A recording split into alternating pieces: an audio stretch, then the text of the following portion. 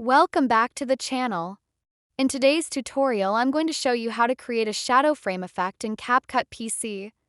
This effect looks really professional, and it's great if you want your video to stand out with a nice framed border. So let's get started. First, once your video is in place, go up to the Effects tab.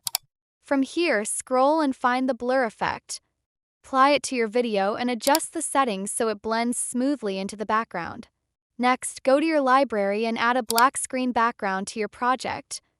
Drag it below your main video track so that the black screen acts as the base layer. Now here's the key part. Duplicate your original video, then drag the copy above the black screen layer. On this duplicated video, go ahead and resize it smaller so it sits in the middle of the screen like it's inside a frame. Click on the black screen layer, go into Mask, and choose a mask shape that works best for your video style. Adjust the mask until your frame looks clean and professional. You can also play around with feathering to make the edges smoother if you want a softer shadow effect. And that's it. If you found this tutorial helpful, make sure to hit the like button, subscribe to the channel, and turn on the notification bell so you don't miss any of my future CapCut editing tips.